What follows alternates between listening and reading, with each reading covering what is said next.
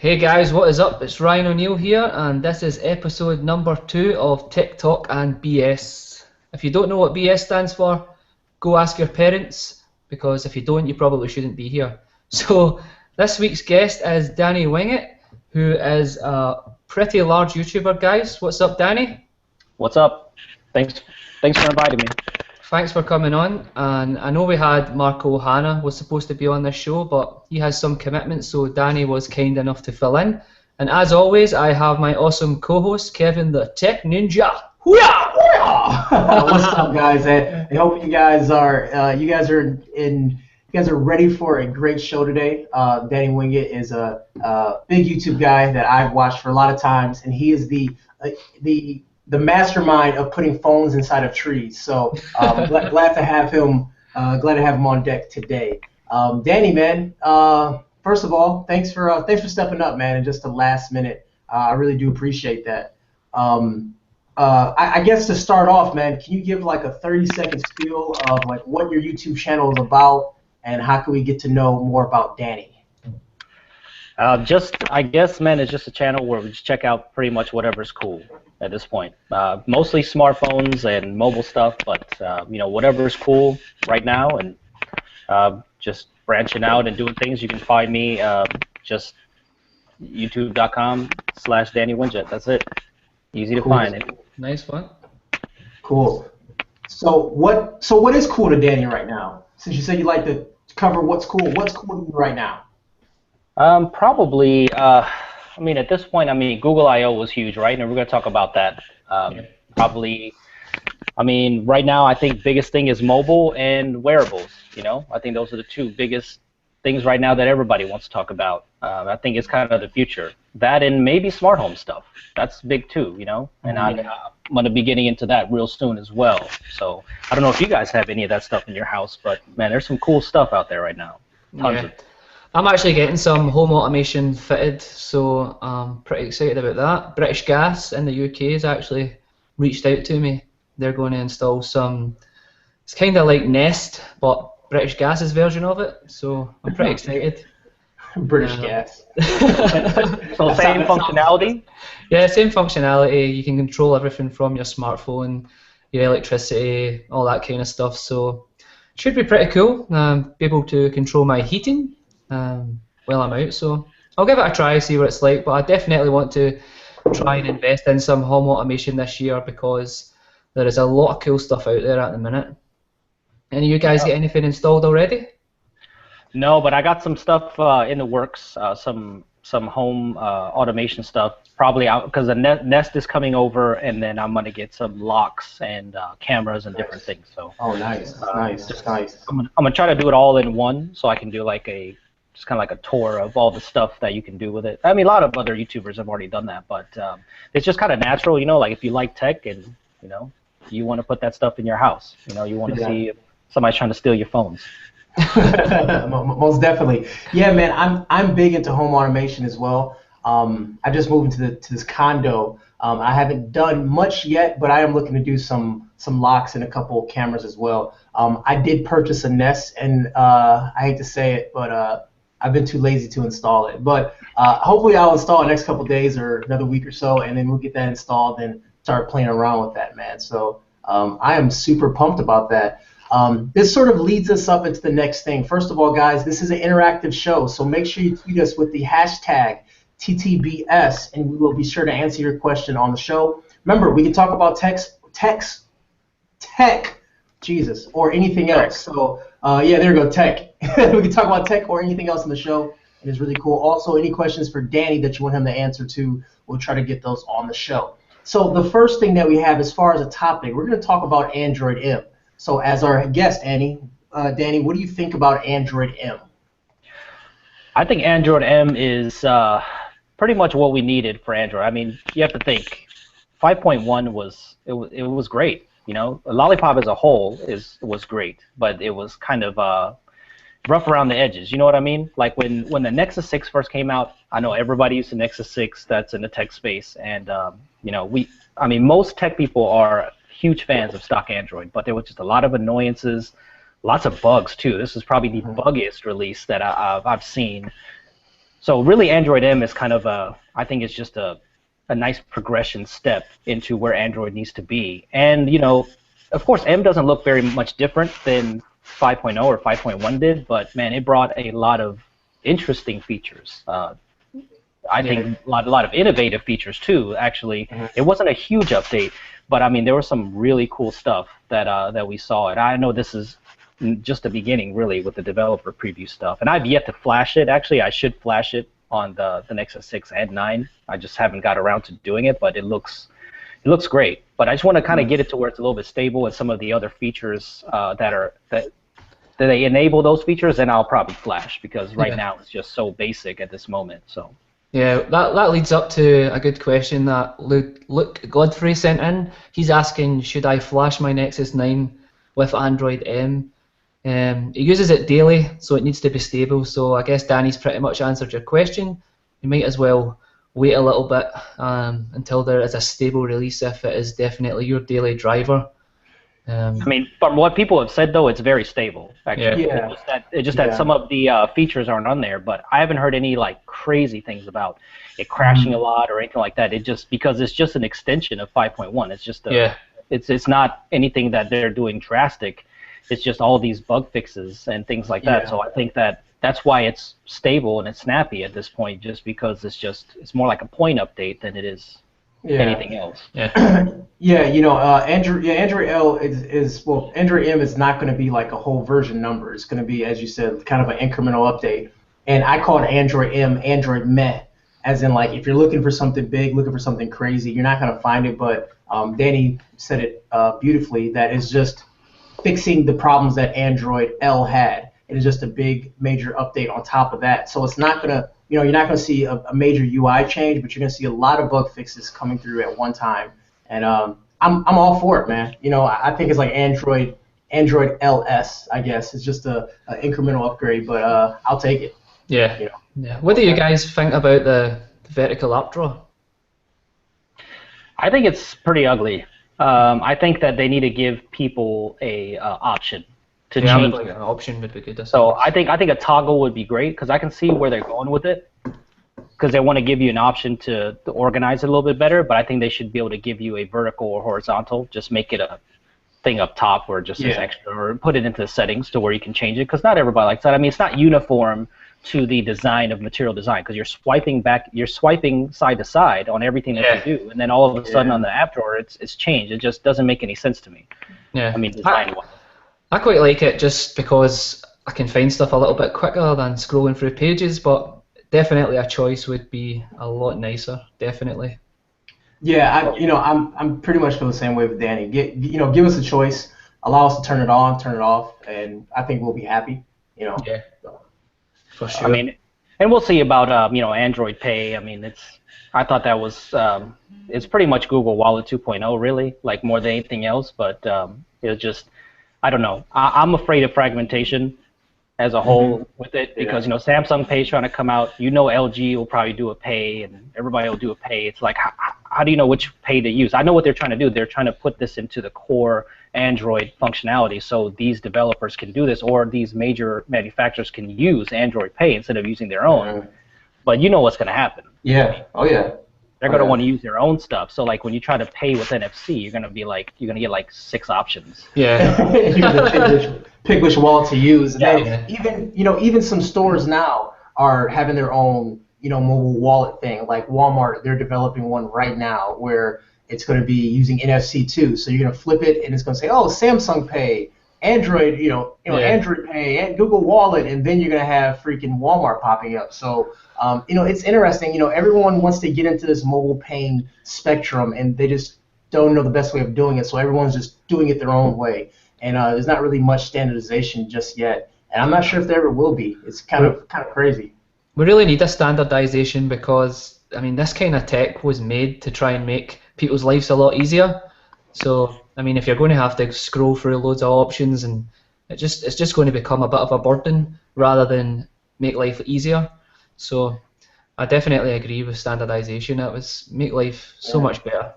But making life easier, though, I mean, you got to see, like, I mean, now on tap for Google Now is incredible. Like, I mean that is something that is borderline genius in every single way, because you have to think, like, you don't have, it's almost thinking for you that somebody sends you a text message about something and you just, Google now just kind of knows if you're talking about a movie or if you're, I mean, that's brilliant, man. Like, it's an actual feature that somebody's going to use now, instead of you going out or hitting the microphone button and try to ask about that person. Like, if they send you a song, I mean, you can just ask Google now, you know, just say, oh, who's the lead singer, or like, what albums do they have? And it's just like they already know you're talking about that artist. I mean, that's hot, man. That's I can't.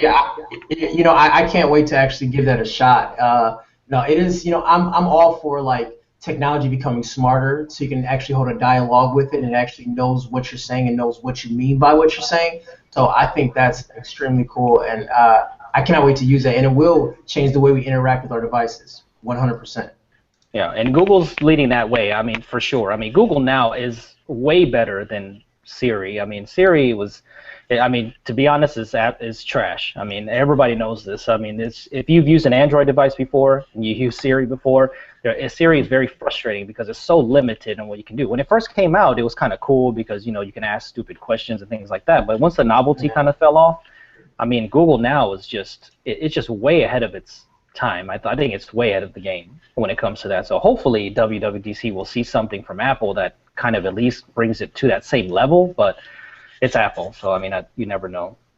Yeah, you never know what to expect from it. I actually took Apple long enough to, I mean, actually understand the UK, and probably other European countries had the same problem. So I actually I don't even use it on my iPhone, if I'm totally honest. It's really not worth the time. Yeah, I don't use it either. I don't use Siri for anything. Doesn't matter what it is. Because I mean, it's horrible. Like, in every single way. Like, who actually uses Siri for real? Like, it's awful. But Google now, I use it all the time. Like, if you're trying to go somewhere, you say navigate me to here, or call this. Like, you know, if you just say call the nearest wherever, and it calls them. Like, you do that on Siri, and it just gives you a list of garbage. Like, you're trying to do all this stuff. I don't want that. Like, so go ahead. No, it's carry on. It's cool. No, I was gonna say my mom, she uses Siri 100% of the time, and that's how she uses her phone. Like, she'll send me a text message, it's her yelling at her phone, and that's the text message to me. So it never makes sense, and I never understand what mom is talking about. But that's the way she interacts with her phone. Like, she never installed any apps or anything. She's at her home screen, and she goes to Siri and tells it what to do, and it's wrong 90% of the time. But yet she sends the message anyways. So that's why I hate Siri. Oh, at least someone's using it. And I mean, you know, that's the thing. I think somebody just asked too, is like, why didn't they change the style of Android M? Because you don't need to. Material design is awesome. I mean, at least to me, material design is nice and flat. It's just, I mean, it's a great looking. I mean, yeah, there's some aspects of it that are kind of ugly, but I mean, in the end, as a whole, material design is probably the nicest looking version of Android there's ever been. So I don't think they really need to change the design. They just need to make it better, and that's what they're doing right now. I mean, all this core stuff is what they're changing, like how this manages RAM and how it does storage, and you know, all the app permissions, the things that annoy the crap out of you when you're using Android. They're finally starting to change this. And that's what we need. I mean, really, these big updates, I mean, we need core functionality, speed, and reliability is what we need on every platform.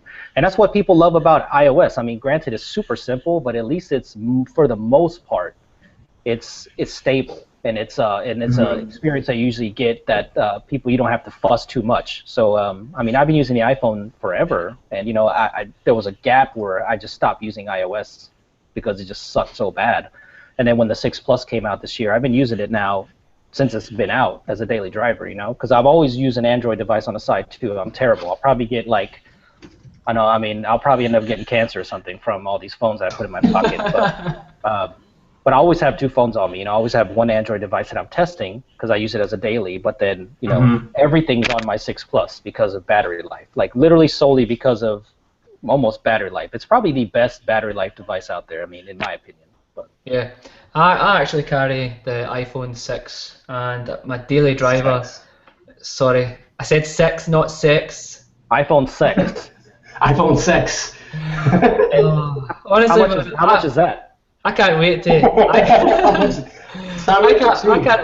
can't wait for the 7 to come out. Honestly, I'm sick of saying 6 and 6 all the time. But anyway, I'm still using my my OnePlus One for my work phone just because the battery's so good. And obviously I still carry the iPhone. And this is actually my first iPhone since probably the iPhone 4 maybe. Because I just fell away from it totally just because iOS pretty much sucked. But I'm definitely digging it again and getting back into it. But I think when the jailbreak comes out, I'll definitely be jailbreaking so that I can get some themes and stuff on the go. It's just not customizable enough for my liking at the minute. So let's sort of move this conversation a little bit. I know we mentioned home automation. So let's talk about Brillo. That's Google's new initiative for home automation. Now, during I/O, they didn't really talk about things too much. It was very vague, but they did sort of give us enough information to sort of speculate. So, Danny, what do you think about Brillo? Are you excited about it as a man who wants to dig into home automation?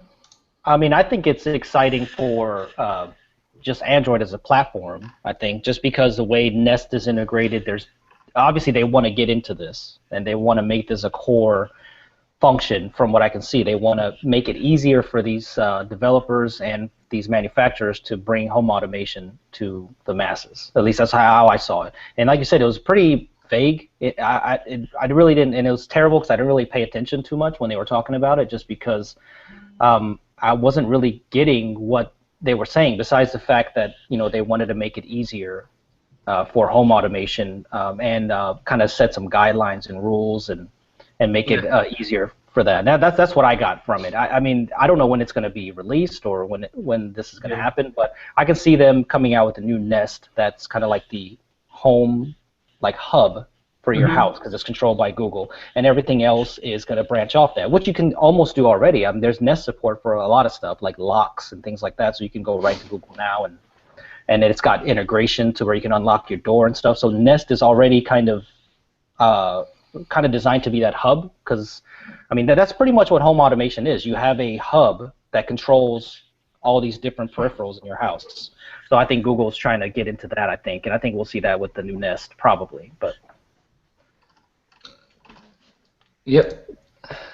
I mean that's what I got out of it so far. But yeah, of course, excited about it, just because I mean soon I think it'll be a reality to where you can control every damn thing in your house with just your voice or Google Now, And probably be able to flush a toilet or something with it.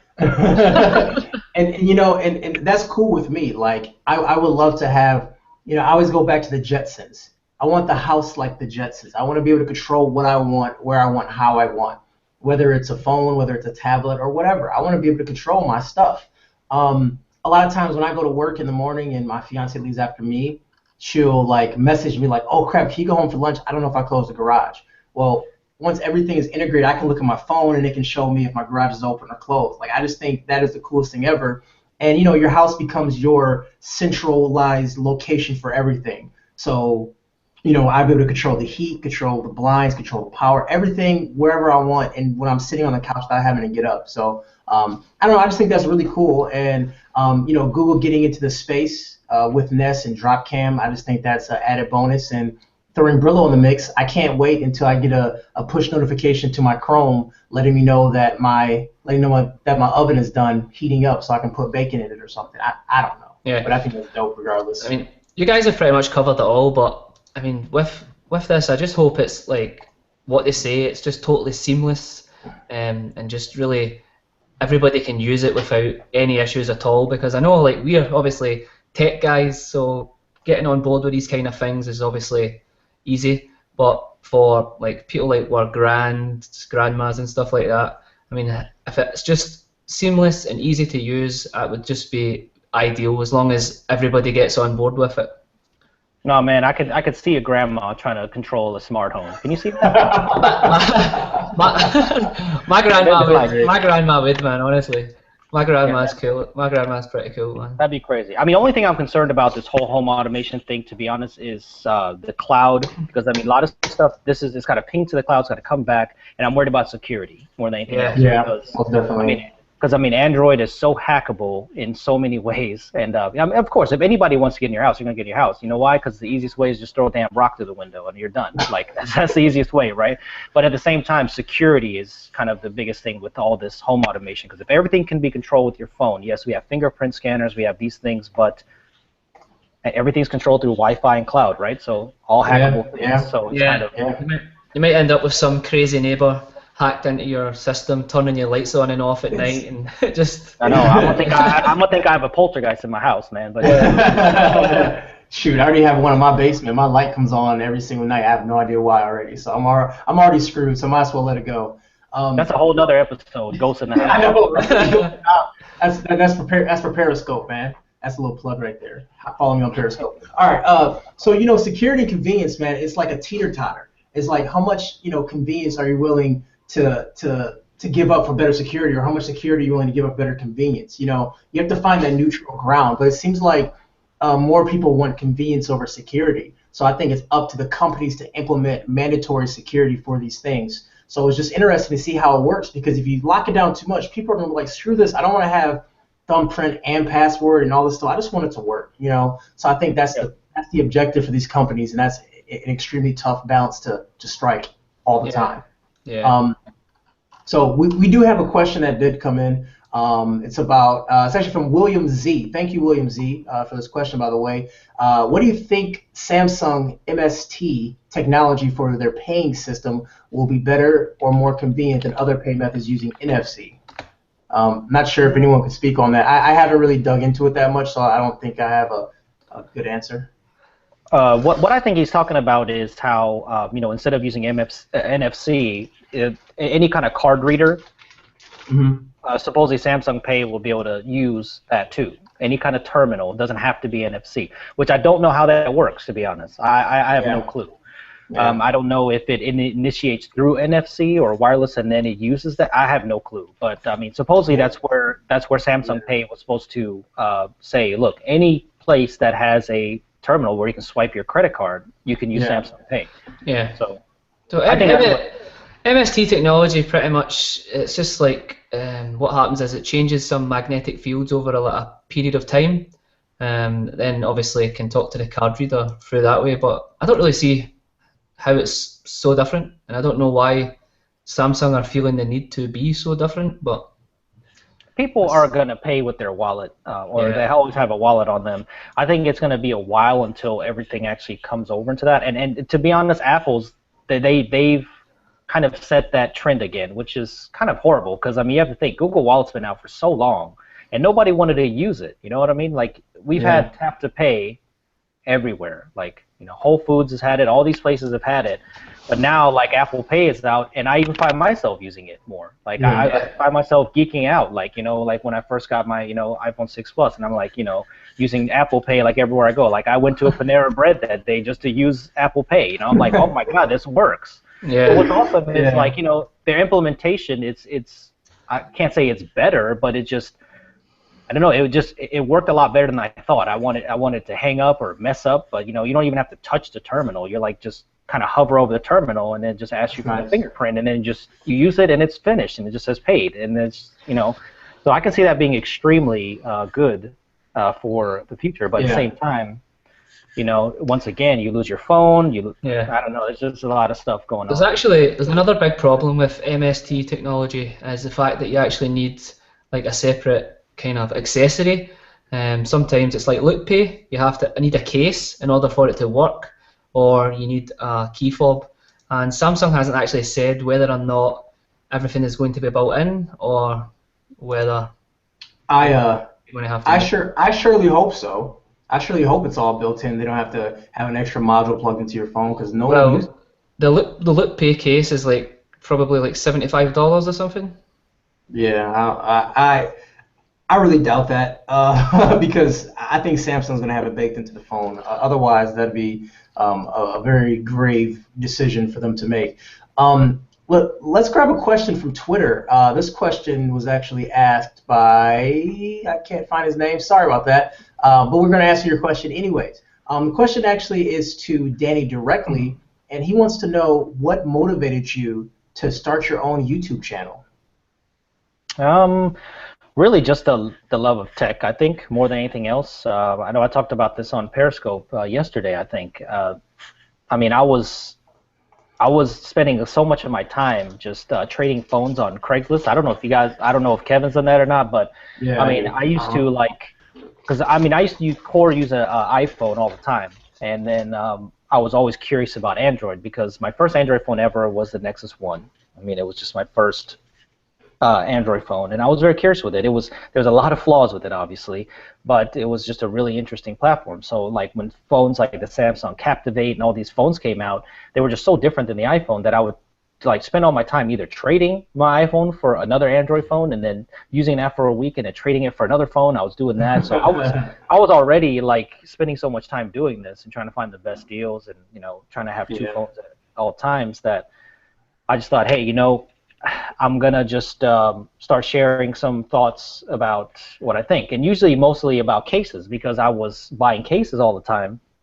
So I thought, oh well, I'll start out doing cases, and then I think I ended up buying a Spigen like a thin case for the iPhone 5, and that was one of my first like large videos that I've ever had. Like all of a sudden, it just took off, and I filmed all my YouTube videos with a cell phone at the time. So it was all just cheap. I think it was like a tripod that I borrowed from my in-laws that they never used, some cheap ass tripod, and I bought a cell phone holder. It was just a eye stabilizer. I still use that today. It's like $15, and I just clipped on an iPhone 4S, and then I just started, doing stuff. I used the audio off the phone. I mean, the videos are absolutely horrible. They were terrible. Yeah.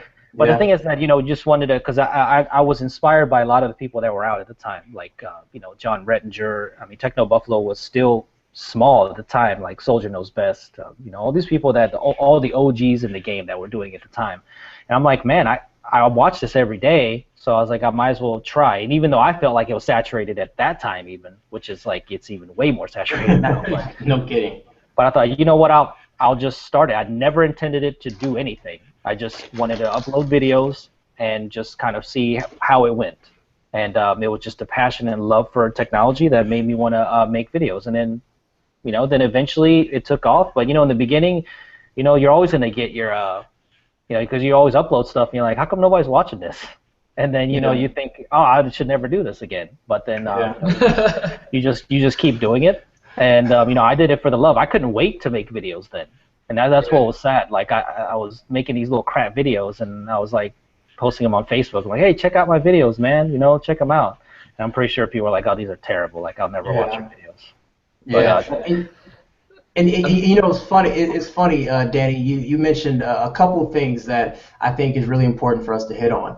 Number one, you don't have to have the most elaborate setup to make videos for YouTube. Like, a lot of people think that. Like, a lot of young tech reviewers will come to me and ask, what camera do I need? I don't have money to buy a camera. Maybe I can sell this or do this to get a camera. I'm like, look, man, you don't need to have the best camera out there. Like, don't let the top 5% of YouTubers make you believe that you have to have the best cameras ever to make videos. It's all about the content. Like, it's all about the content. It's all about believing what you are saying. It's about having fun and enjoying what you do. And another thing you mentioned is that a lot of YouTubers nowadays that are around your size or even my little size of my little channel, a lot of YouTubers like to say the same thing. They say, when I started off YouTube, I just had fun, and I was enjoying it. I was just making videos, wanted to share information. Yeah, man. I think the problem with a lot of new YouTubers, they're in it for the money, and they just don't realize that the money isn't what you may think it is, And a lot of the young YouTubers are doing it to try to make a career versus just doing it for fun as a hobby. And I think that's really important to realize the difference in how it's not that simple. And I get asked every single day from like people trying to start out their channels and stuff. It's always about the money. How much do you make? How much do you make? Always about products and stuff. Well, honestly, if you're going to start a YouTube channel to make money, then you're as well just not even bothering doing it at all. You really need to love what you're doing and just start your channel. Use it as a hobby and just enjoy it for what it is. Enjoy that other people like your content, other people share your content, and if you manage to grow and get big and maybe start earning some money, then it's just a bonus. Yeah, treat it as a bonus, most definitely. If you start your YouTube channel as a business, then people will be able to tell. Like, people can tell if you're just doing it as that. You should never start a YouTube channel for money, because what you see in the like he said, the top 1% or 5%ers, yes, they do it as a full-time job, and yes, it's a lucrative business. There's a lot of money in this business, no doubt in my mind that there is. But at the same time, all that stuff comes with time. Like you make your content, you do your things, and you will get noticed, and then you let the business side of it come later. That's what if you start it as a business, it's going to fall apart. Like you need to have that passion first. People can tell if you have a passion for technology or not, or like if Kevin said, if you're just doing it for money, because you can tell. You can tell the difference. You can tell the difference in the content, and you can tell the difference in the person's voice. That's how I look at it. Like when you listen to, even if it's just a voiceover or if it's live, you can tell when people are excited about tech. Yeah, you know? I would totally agree. And I think another important thing that starting out YouTubers should do is never ever count your subscribers, and try just don't look at your subscribers and don't look at your views. Just Kevin. Enjoy yourself. Hey, no, that's Ryan.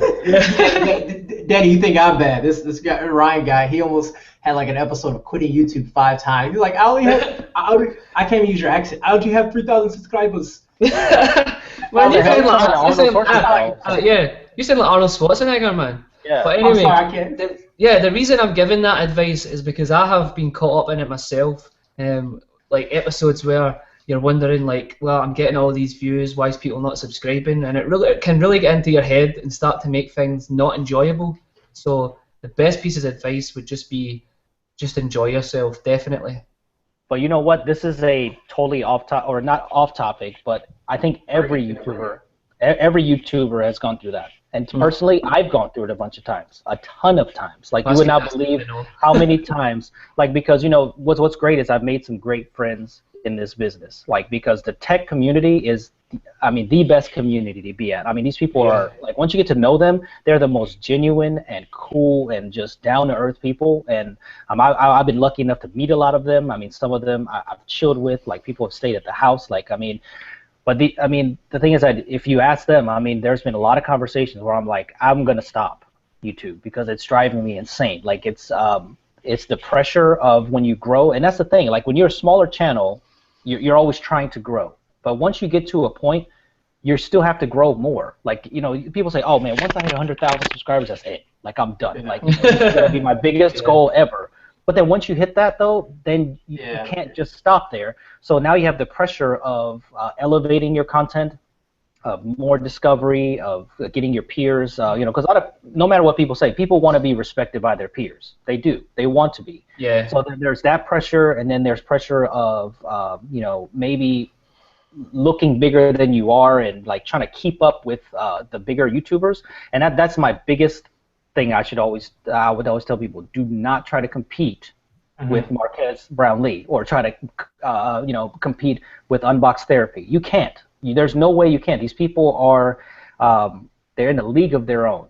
So if you compare yourself to, it's great to set a goal to be as successful as them.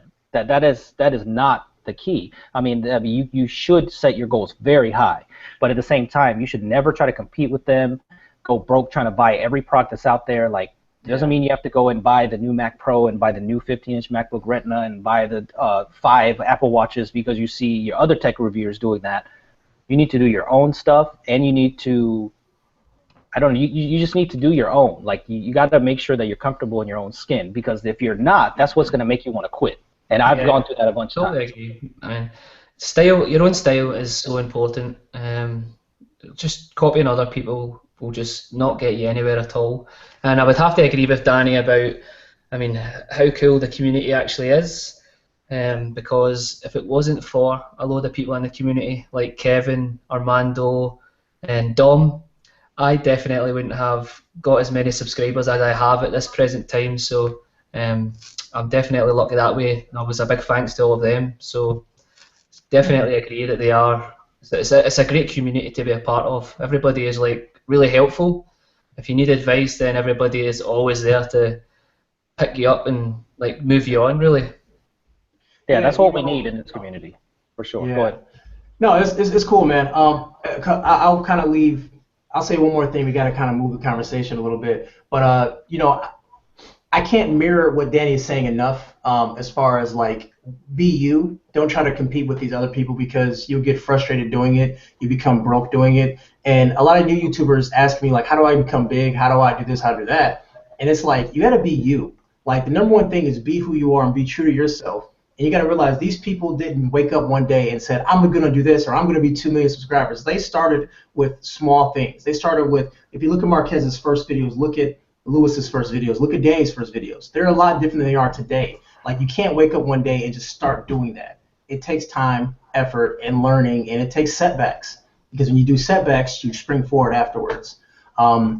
There's a question that did come in, and I think this is a question for all of us. It's from Brandon from Twitter, and he wants to know, what do we think of the expeditions and Google Cardboard coming into classrooms for virtual field trips? Yeah. That's pretty exciting. Question, actually. Super innovative. At least I think so. Anyway, yeah. I think it'll change education. To be honest. Yeah, I wish like, I mean, I was in school a long time ago. I look pretty young, obviously, but I'm actually 30 then. It's the camera. Yeah. You look the right age, yeah. So I mean, like nowadays they're really spoiled in school. I mean, they're getting all the cool tech, and I would definitely be excited if some of this kind of stuff was coming into my classroom. I think like having this kind of stuff gets pupils more engaged and interested. So it's definitely no bad thing at all.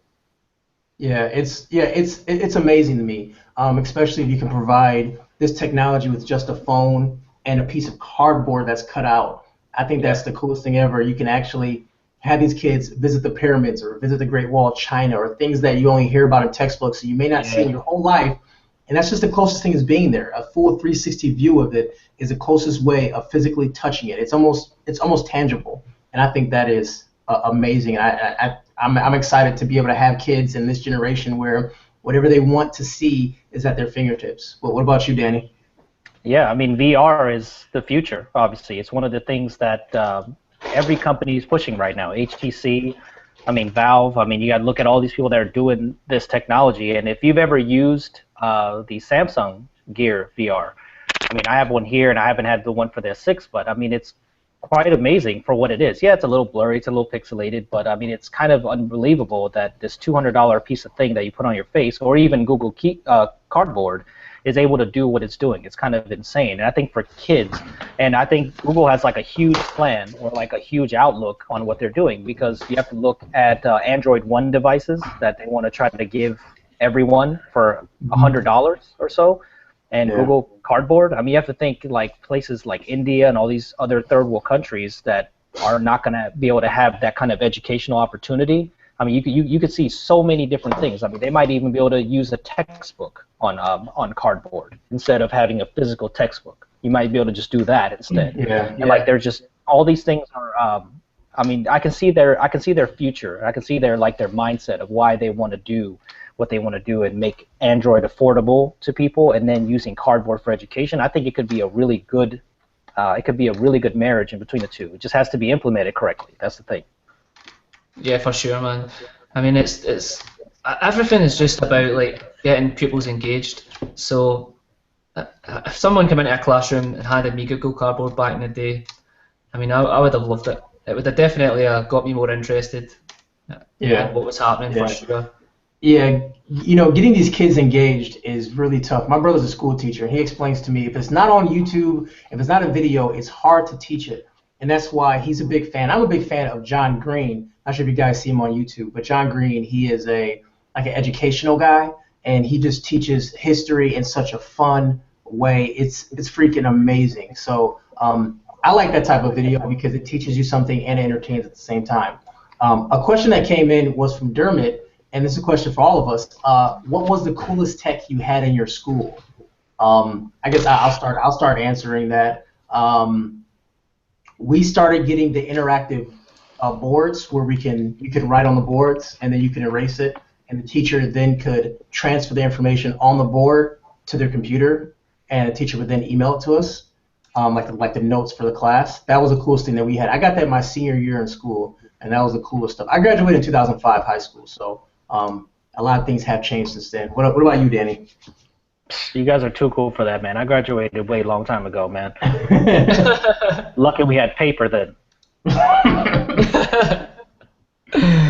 So seriously, I didn't have any cool tech when I was in high school or college, even. Like it was just very traditional, you know, email and I mean, there's just hasn't been anything cool. Like, I mean, I think that's where education lies right now. Even there just really isn't. I mean, education is education. Like how you know, I think besides visual and audio stuff, I mean, it's still a untapped market. I think that really needs to be changed because I mean I'm kind of that person. I know this is off topic, but it's hard for me too. I can't read a book and sit there and read a book for 3 hours. It's impossible. Like it's almost ADD-ish. Like I cannot. I'll stare at something and then all of a sudden I'll be at the end of that page and I'm like I don't remember anything I just read because I was thinking about something else. So it's a lot easier for me to do it audio visual. Like I'll learn something off that super quick. Yeah, then the coolest one I had in school, I'm pretty sure we had a G3 iMac. Ooh. Yeah, but nobody was allowed to touch it apart from the teacher. I still have one of those. Yeah. Oh, perfect. Yeah, it's in the closet. Awesome. That one of those like I have a Blueberry iMac, one of those the ones with the bubble TV or whatever that was, or the was built in. Oh yeah, those are pretty sweet, man. I should get it. Hey guys, by the way, you can chime in using the hashtag @TTBS if you want to join the conversation, ask a question for Danny, Ryan, or myself, and you can also use the Q&A section in the Hangout as well. This is a question I have for Danny.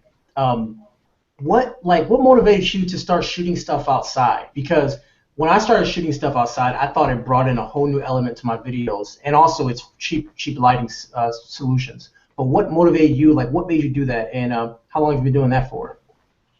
From my first year on YouTube, I started first year with just, like I said, just cell phone stuff, and then I got my first DSLR, I think, after 1 year after I started, and that was the Canon T4i. And I started shooting with that. I didn't know what the hell I was doing at all. I had no idea what I was shooting. I was shooting everything in auto mode, it was horrible. But then I thought, okay, what can I do that's a little bit different than what everybody else is doing? Because at that time, which was 2 years ago, approximately, maybe 2.5 years ago, I mean, everybody was doing product reviews on a desk and inside. And of course, like other companies and, of course, film stuff and other stuff, people were shooting outside, but not a lot of product stuff was being shot outside. So I can't remember the very first video that I shot outside or had some elements of outside, but also because I had a budget camera as well, I used the Sony NEX5R for the longest time. $500 camera, and it came with the kit lens, and I shot with the kit lens for like over a year. So I was shooting inside, I'm like, man, the video doesn't look so good, after the T4i. So I had both cameras there for a little while, but then I started shooting outside, and I thought, well, man, the footage looks so much better outside, Yeah. And I was like, not a lot of people are doing this right now. So I was like, I'm gonna just start doing it and kind of see how it goes. And then I started primarily shooting outside, and I just like, once you find your style, then you're like, oh, this is it. Like, this is me. Like, so I just started shooting outside all of the time. And I think that's one of the reasons I got noticed by people, because people are watching the videos and like, man, this is shot differently than any other tech video that I've been watching lately. So I'm just kind of started pushing that envelope of outside, and that's where the whole trees things came, because it was just it was just like, well, what can I do that's just ridiculous, that these things don't belong on these surfaces, but I'm going to do them anyway. So I mean, I was doing like rocks and trees and like and then the whole stump issue like a year ago, like it was just a really tiny little stump that was in this park. And I started like putting bones inside of it, and I remember the first time that I put that out, people were like, "That's ridiculous! Like, why would you do this?" and then it just caught on. Like then you just noticing that other people were doing kind of that stuff, and that was kind of when I knew that it was kind of cool that to have a little bit in. I did not invent outdoor shooting. That's for damn sure. Yeah, you definitely helped. You helped pioneer it though, definitely, man. You might not have invented it, but a lot more YouTubers are shooting outdoors now, probably because of you. I would say so.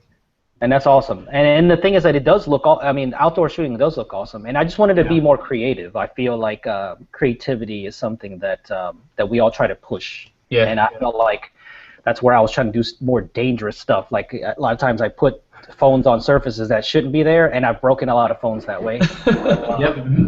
But Me people too. look at these shots and go, wow, like I can't believe that that's on there. Like it's amazing. Yeah. Yeah, I cracked this phone. It fell off a ledge when I was trying to do a dangerous Danny shot. Fell off a ledge and cracked my screen. So And thanks, that's what Dan. happened. That's what happens. I mean, I was unboxing the Xiaomi Mi 4. So I never had a video on it because I unboxed it and I dropped it right there on the spot. Oh, dang. See, I was done with the video almost, so I was able to recycle some footage, reverse it, make it look like a new shot. I mean, it was dinged up. I mean, it wasn't bad, but it's like a brand new phone and it's just dinged up, and I was so mad. I quit like that day. I just put everything back in the bag and I just pouted for the rest of the day. Yeah, man, that definitely sucks. Yeah. So we got another question in. We got another question in from Ruben de Norana, maybe, I don't know. Do you purchase the products you review, or do companies send you them? I mean, this is a question I get asked every single day. So I think everybody gets asked this question when they're a reviewer, you know? That's kind of the question that most people get. Once you get to a certain level, I guess, PR starts to kind of notice, and they will send you stuff. Most of the accessories and things, I don't think most people, once they get to a certain level, you don't pay for those.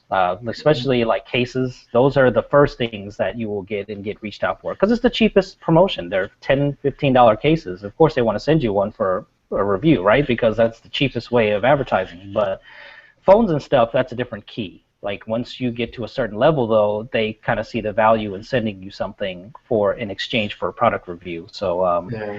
Yeah, it's in between. You wouldn't believe how many tech YouTubers actually still buy their products. Almost most of them. Because the thing is that once, like, of course, I mean, I think everybody knows this, but the LG G4 was sent to, like, everyone. Everyone had a G4. Except me, I'm still waiting. Except for Ryan.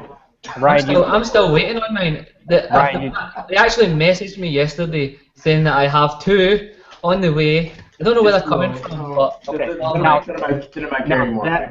that should make you want to quit YouTube. Yeah, man. Yeah, man. Everyone had a G4. I think what's going to happen is when they both arrive, I'm just giving both away. No point of reviewing them because everybody's done it to death now. No, it's a great phone. I mean, it's a great phone. But the thing is that they went about it the right way. I mean, this is another total topic, but LG finally realizes the importance of tech YouTubers and why. And it is the most powerful way of advertising is YouTube. I mean, it's also the cheapest. I mean, people think, why in the world would they send 600 G4s out to people? Because it's still cheaper than making a commercial. For sure. Still cheaper, and you get way more coverage, and it's just brilliant in my eyes. I wish Samsung would do the same thing. I wish they would notice how important that the influence of the tech community is on their product. And I'm pretty sure that might have helped a little bit with YouTubers maybe liking the G4 a little bit more because they got it free. But at the same time, it's just you never know who's going to send you stuff. You make relationships. That's why CES, all these places. And last year at CES, that was my first trade show I've ever went to. So that just goes to show you, I don't really go out very much, but it's important to see these people face to face. And then if you strike a relationship with them, they'll remember you and they'll send you stuff.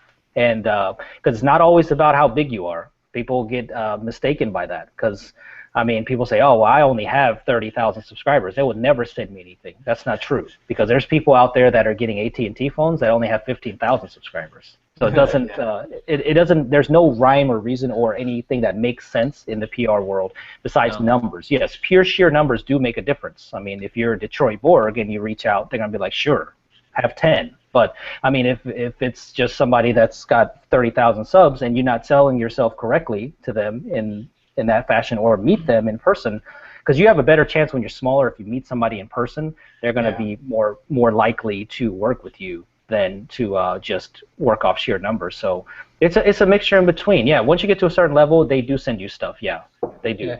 Well, I mean, from my point of view, I don't think I've bought a product in forever.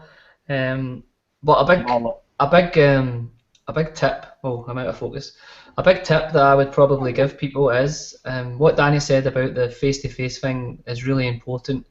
If you can't actually meet them, then try and arrange like a Skype call because these companies get emails every single day non-stop from people asking can I promote your product? Can I get it for free? Blah, blah, blah. But I've found that if you get on a Skype call with these people, they can see your face, tell that you're actually genuine, and you really want to actually promote the product and not just have it for free. It definitely really helps. I never knew that, and you never told me these secrets. Now you're telling everyone the secrets. So now the Skype call is going to be the new email. So I'm going to send people actual letters in the mail with a sign. Pigeon mail. Yeah, I'm gonna send a kiss on the back too. Guys, we're coming up to 2 minute. We're coming up to the 50-minute mark. So let's kind of scale things back a little bit. And I want to ask Danny a question. So Danny, why do they call you the Asian Flossie Carter? Man, this story is it's funny because if you haven't seen, I actually have some vlogs up from Singapore. There was a 3-part vlog series which Marco really made fun of me. So we actually need to probably get on here one day together because I mean, it's cool because me and a lot of people don't know me and Marco live about like 30 minutes away from each other because he lives just not too far from here. So that's why we have a channel together, and that's why I ended up meeting him here. It was cool because when he first joined Phone Dog, I didn't know who he was until then. And then he's like, "Oh man, I live in Nashville." It's like, "Oh really?" And we kind of met up. But we went to Singapore for the Oppo N3 R5 launch, and Jaime Rivera was there from Pocket Now. A lot of people know him. And we were just sitting there talking, and he's just like, "Man, what are you doing right now?" Because I'm vlogging, and I caught all that on camera. And he's like, "You sound just like that guy. What's his name? Floss?" And then like he started like like imitating. And then Marco's like, "Yeah, you are the Asian Flossie Carter." And it's like, what? Is that true? And then that's when that came on because I mean, me and Floss have a lot in common actually, which is crazy because we have a lot of interest in like the same hip hop and stuff like that. So yeah, man. So that's why they call me that, I guess. That's an exclusive, guys. That is an exclusive. Me being from Detroit, and when Danny got on the microphone the first time for us to get this thing going, I was like, "Whoa, what is going on?" This guy, he came out with he was like, "Yo, what up, Doe? Let's do this thing." I was like, "Oh, okay, my fault, man. I need to check my Suburban car at the door and grab my hood card back real quick, So. No, I think a lot of people probably don't know that about me because because there was a couple episodes I was going to try to do on my channel where like get to know me. I did part 1 and that was my music before because I used to be a DJ. I still have my turntables and nice. I still have a bunch of vinyl in that closet there and downstairs. So like hip hop was my thing, old school hip hop to like probably 99, 2000 hip hop. That's when hip hop started getting terrible, and then moving on now. But did that, and I also made some tracks too, some rap, and some different things. So I mean, music is something definitely that I want to get back into for sure. So I mean, I love hip hop. A lot of people probably know if they follow me. I really love battle rap. Like battle rap is where it's at right now. Like I love battle rap. Like I can watch that all day. So my wife hates it, but I love watching it. Because I mean, if you want to see some cinematic stuff, you need to go check that out now. Like battle rap is being shot like movies. Like it's incredible. Oh yeah, man. Like you gotta watch it. Like King of the Dot and all these people. Like there's a guy called Avocado out there, Kyle Gray. Like he's amazing, man, at what he does cinematography wise. Like these things are being shot like movies. They're all shooting on red cams, and it's like it's killer. Yeah, like color graded to like just. I mean, you want to see some cinematic, amazing footage. I mean, KOTD, man, King of the Dot, like they are just killing it right now. Like you would not believe the amount of cinematography that you see in these battle raps. Like you wouldn't think that would be from battle rap, but no, seriously, I wouldn't. So Danny, I'm gonna need you to send me some links, and I'll put those in the description of this video when I post it on my YouTube channel, and also Ryan did the same thing. You gotta get us some links. Check that stuff out, man. For sure, man. Yeah, I remember I used to watch battle rap when I was in high school a little bit. And I remember my favorite one, this guy was rapping, I forgot who it was. He was like, "Oh, you mad because I'm styling on you. You'll mess around, put the 9 on you." And they started fighting out of nowhere. I remember that was my favorite battle rap thing. I forgot. I think it was Cassidy back in the day when he used to battle rap a little bit. Yeah, and he came back and he actually battled a little bit. Like now these people are coming back because battle rap now is so big that like you see, because Cassidy came back and battled Disaster, which is he's a battle rapper. And on some platforms, and Joe Budden just battled a year ago on Eminem's stage. Eminem's got a battle league now, Oh wow, so, battle league. Yeah, it's like it's called Total Slaughter, and basically it's like it was a reality TV show that they brought on, like some of the biggest battle rappers, and then Joe Budden he battled Hollow the Don. He's probably one of the best battle rappers out there, and he stepped back in the ring, and like Royce the 5'9" started thinking about jumping in, and like. I mean, Drake is now thinking about battle rapping too, because he supports King of the Dot, because he's from Canada. King of the Dot is a Canadian company, so he was at the last battle event. He skipped the Grammys to be at Blackout 5. So wow. So I mean, battle rap is to that level. A lot of people don't know, because battle rap used to be people in the park just with the camcorder, but now like it's elevated to the next level. Like it's all written format. Like these guys are geniuses at what they do. Like. Oh, wow. You would be surprised at the schemes, the level of lyricism, like, and the way that it's shot. Like it's hands down probably my most favorite thing to watch besides tech videos. I mean, it's incredible. You know, it's amazing that you said the word, you said Epic Red, and my head is just going around that. It's like they're really bringing out some Hollywood production cameras to shoot battle raps now.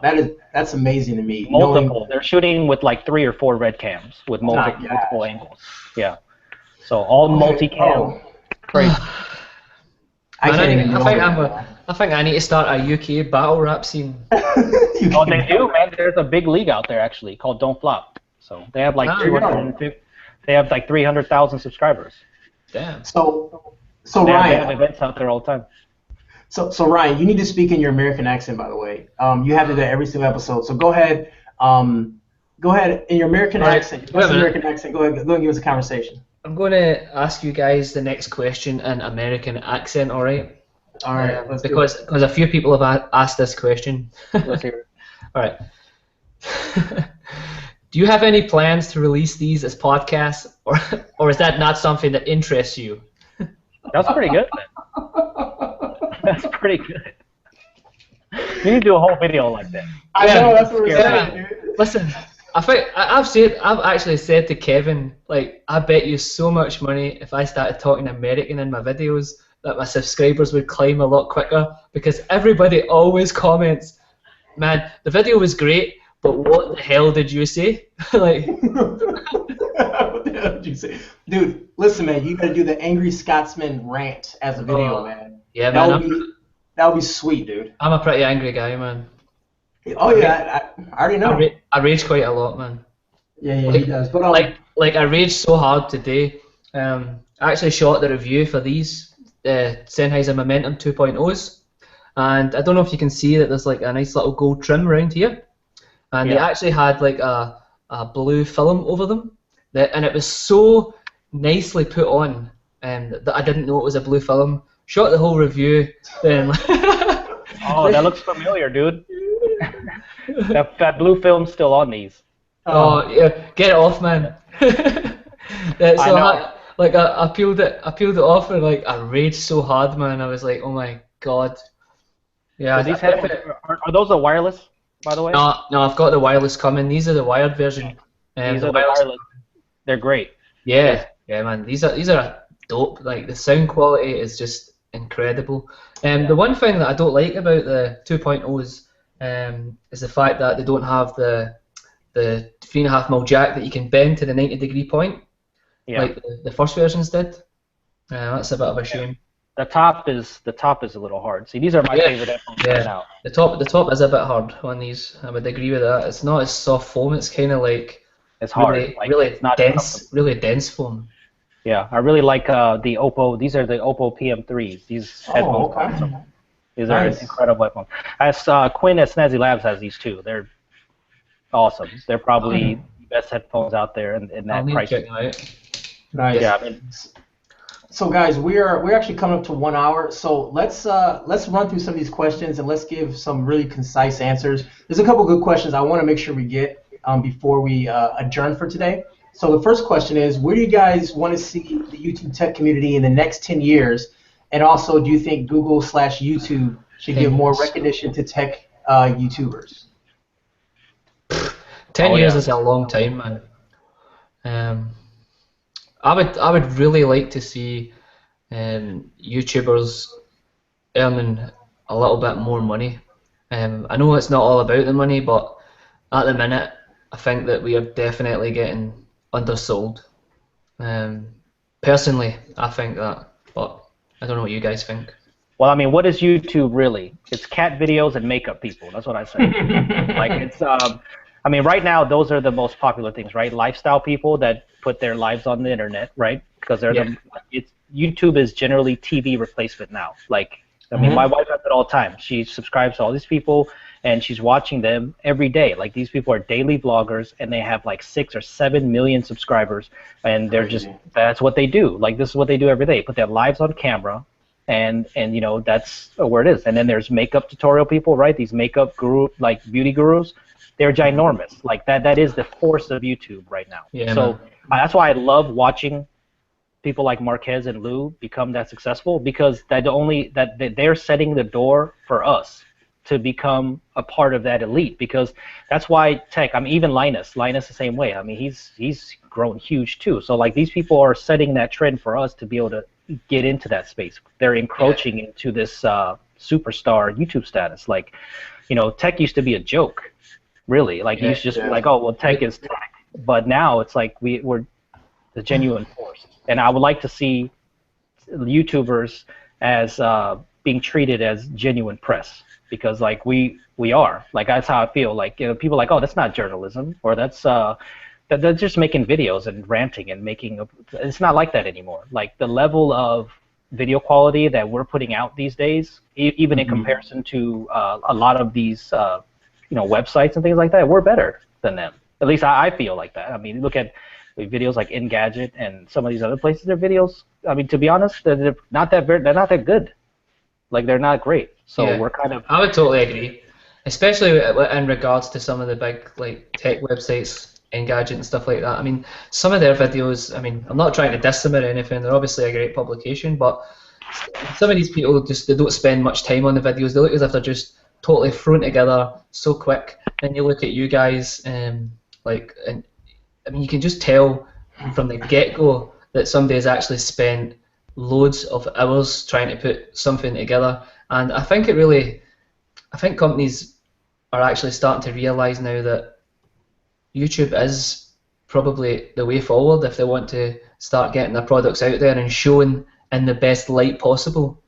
Sure, And man. that's because of Marquez and those guys. Yeah, Because they've made that door open to now where they're considered legit. Like we're actually considered legit people. And then you see Marquez going to Apple events now. I mean, that's like, That's I mean, big come on, news. like Apple, like they've never done that before. No. And it just, I mean, it's like almost like you're part of this community, so you feel proud, like that, you know, they're accepting a YouTuber. I mean, you know, look, Marquez doesn't have a website, or not yet anyway, but you know, he's been driven totally off of video so far. So I mean, that's something to be proud of, that's for sure. Yeah. It is. And you know, YouTube as a whole, it has become a lot bigger than I thought it would be. It's kind of a quick story, but my fiance just got a new job, and one of her friends is like, "Oh my God, I can't believe you got a new job. My daughter wants to meet you so bad." And she's like, "Why?" She said, "Well, my daughter knows that your fiance does YouTube videos, and she wants to be a YouTube person when she gets older." And like hearing that, like people are saying like YouTube is like a career choice, and I think eventually it could be a career choice. I just think that the YouTube platform is becoming so big that in 10 years, because the question is for 10 years, in 10 years, I think that could be a job option. Like, you know, you go to college for video creation and you come out and you start making YouTube videos and that's a career choice. I really think that could happen in 10 years. I know it sounds crazy, but so much can happen. So much happened in such a small amount of time and so much can happen in this large amount of time. Yeah, Yeah. just like Ryan was saying though, I hope that they pay more attention to the creators and for the success of the creators because I feel like right now even in this internal talk you know that AdSense is on its way down. It's all going to decline, and it's like it's not good for us because you know people that want to do it as a career they can't rely on AdSense like they used to. So now they have to find other alternatives, and that's what's pushing. That's why I think maybe you could say well money is driving tech YouTube right now or as a whole YouTube because people have to find their alternative ways to make money. So I wish that YouTube would focus on the creators a little bit more and help them succeed when they get to a certain level. Like when you're first starting, maybe not as much, but when you're at a sustainable level, that they would help you grow and they would help you, make ends meet. Or if you want to do it full time, that they would help you and have different tiers and different things to help you out. And it just doesn't exist. And I think that's where the problem is with, like you said, if somebody comes out and says, hey, I want to be a YouTuber, it's like, well, I mean, is it the best time right now? Because YouTube is thinking about them, and they're not thinking about the creators much. Unless you're these large people. Of course they care about them. But even the large people some of them are struggling. Well, not struggling, but people like Linus Media, obviously he's got a big company to look after, so people, like he obviously depends on YouTube, but his employees also depend on it as well. And I mean, some of these people are moving on to different platforms who are obviously paying a little bit more money. Do you guys think that we might see some more platforms coming along that are going to offer creators more money? Of course, you've already seen it with Vessel, and you've seen all these other places. And I mean, this is great for us. I want that. I mean, there was a big talk about Yahoo doing tech reviews and hosting stuff, and Amazon. Like, I mean, it'd be great because you know why? The more competition there is, we win. So we win because they're going to fight for us. So that's what we want. And then maybe YouTube will think about it again and say, well, no, we need you to stay on our platform, because then people are going to start to leave. And then because right now they have it on lock, man. No, YouTube is YouTube. It's free. So I mean, you really can't complain. It's a free platform for us to, survive in. So I think that's how they think. It's free. We host everything. We're making these progressions. You stay on our platform. There's nowhere else to go right now. But once there is a viable platform, things change. So I want competition. I mean, that's in my opinion. I want competition. I want them to fight over our content. I totally agree. I just think the exclusivity factor on Vessel and stuff like that kind of puts me off, especially if you're going to be like the first person to have a certain device. You really want to get it on YouTube first, just obviously because the audience is larger at the minute. But hopefully, with all these kind of other stuff coming up, then it's definitely going to help YouTube get their act together. So I think that's pretty much it, guys. We should probably wrap this up before everybody starts. This could go on for hours. Yeah. We could talk about this stuff all day. So since you're our first guest, Danny, there's something that I think something that me and Ryan talked about. Give you the floor for a couple minutes, man. Parting shots. You can talk about how to find you, how to reach you, anything you want to say about life, YouTube in general, rap music, battle rap, anything you want to talk about, man. You have the floor. I'll shut up and you could even rap. Yeah, you can rap. You can spit a hot 16 for us. No, that's coming up though in a video soon. That's a spoiler. That's coming up. There's a mic review that I'm doing, so that's coming up. We got a glimpse of your battle rap stuff in your quirky beatbox review, man. That was sick. Oh, thank you, thank you. It was that's something I wanted to do. Actually, it was funny because I was telling my wife I was going to do this, and she had no idea. She goes, and literally she walked outside and she goes, "The hell are you doing right now? Like, I don't understand what you're doing." Like, because I was in front of my house and the people were looking at me like. In the velour jumpsuit, man. Yeah. And I told her, no, I have this idea. Like, I could see it in my head right now. So I was like, I'm going to record this, and I'm going to make this work. And she's like, whatever. And then when she saw the video, she's like, oh, like, I get it. Because it's like, I'm one of those, like, visual people that I can see a video in my head before I shoot it. So then that's why I go to the location, and then I shoot it, and I'm like, okay, this is exactly what I wanted, or this is not what I wanted. But anyway, yeah. But yeah, you can find my channel, just youtube.com/Danny Winget. A lot of people think it's Super Scientific, but that's my Twitter handle, so it's @SuperScientific, and that's actually an old carryover name from my DJ name from back in the day. That's why Super Scientific exists. So that's why that happened. So there's kind of some confusion because there is a YouTube channel actually, Super Scientific. That was one of the channels that I made. I made 2 channels by accident.